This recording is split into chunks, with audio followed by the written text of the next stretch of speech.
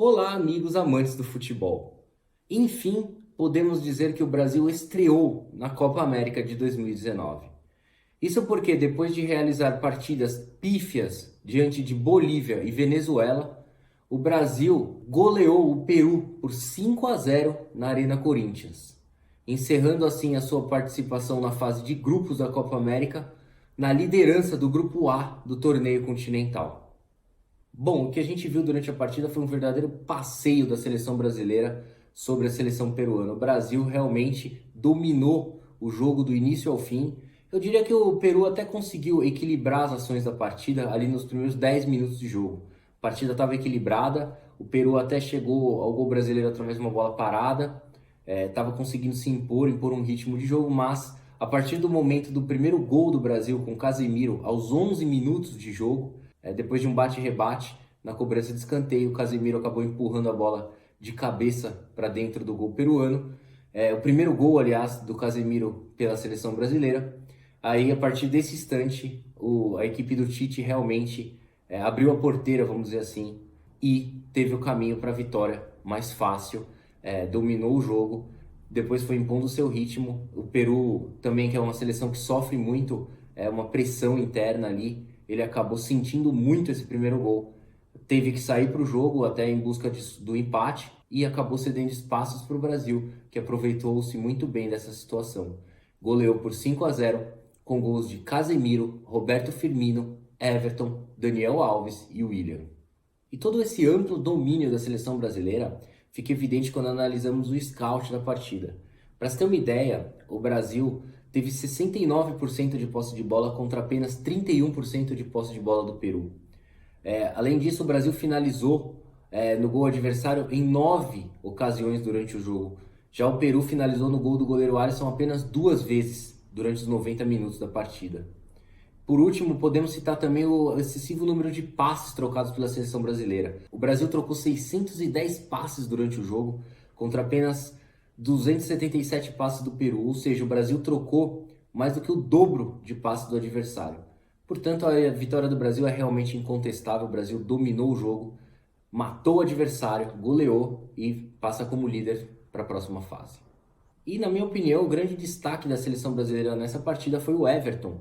O Everton, um jogador que já estava pedindo passagem, né, para o time titular, iniciou a partida entre os titulares da seleção brasileira, uma escolha mais do que merecida do Tite. O Tite, que aliás mudou um pouco sua postura, para quem não se lembra, na Copa do Mundo da Rússia em 2018, ele manteve o Gabriel Jesus na equipe titular. Depois do atacante realizar péssimas partidas, estava ansioso, estava nervoso, até certo ponto atrapalhando a seleção brasileira ali dentro de campo. O Tite bancou a permanência dele entre os titulares até o final da Copa do Mundo, até a eliminação do Brasil. Dessa vez o Tite já colocou o Everton entre os titulares já na terceira partida da seleção na Copa América, então uma mudança de postura do Tite também a gente pode notar, né? O Everton entrou muito bem já na partida contra a Bolívia, marcou um gol. Posteriormente, na partida contra a Venezuela, também entrou muito bem, embora não tenha feito gol, mas deu outra dinâmica para a seleção brasileira dentro de campo, nas suas jogadas individuais ali. Ele é um jogador muito rápido, muito veloz também.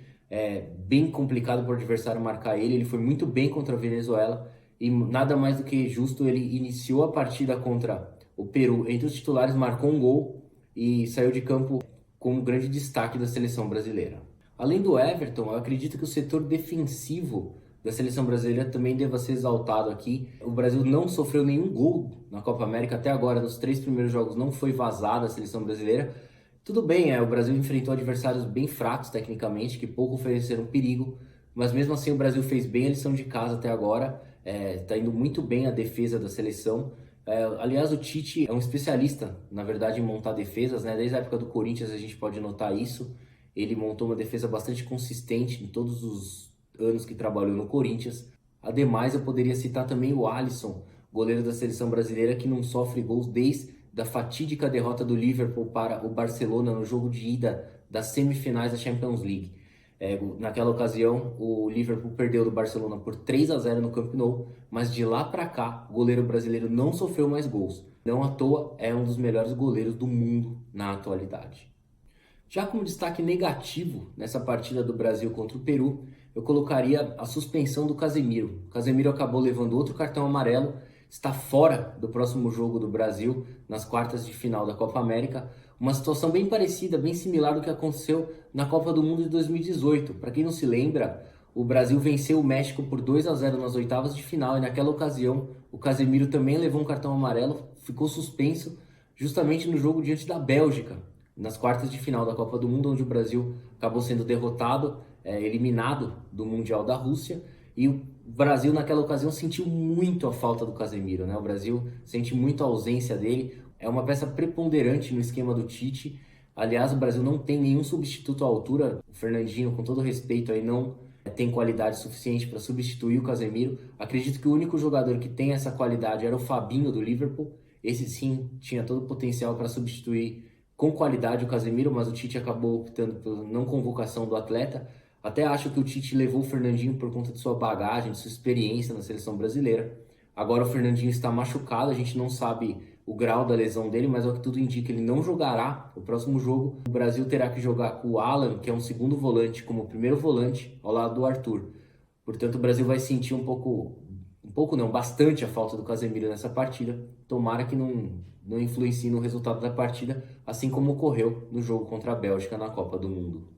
Bom, embora o Brasil tenha encerrado a sua participação na chave de grupos da Copa América com chave de ouro, através de uma exibição de gala aí contra o Peru, goleando os peruanos, uma atuação digna de aplausos, o Brasil não fez mais do que a sua obrigação em passar de fase como líder desse grupo A da Copa América, um grupo bem fácil, né? O Brasil pegou seleções bem fracas tecnicamente, aliás, acredito que seja o grupo mais fácil da Copa América. Mesmo assim, o Brasil conseguiu a façanha de não avançar com 100% de aproveitamento. Até por essa razão, acredito que a campanha do Brasil não tenha sido boa até aqui. O Brasil realizou uma boa partida agora contra o Peru, mas deixou bastante a desejar contra Venezuela e Bolívia. Até por isso o Tite estava com a corda do pescoço, né? O Tite entrou bastante pressionado em campo. Outro fator que ajudou bastante a seleção brasileira foi o fato dela ter atuado na Arena Corinthians, um estádio que o Tite conhece muito bem, onde ele conquistou os principais títulos de sua carreira. Então foi muito bom o cenário, toda a atmosfera foi boa para o Tite. Foi boa para a seleção que ganhou confiança através desse resultado.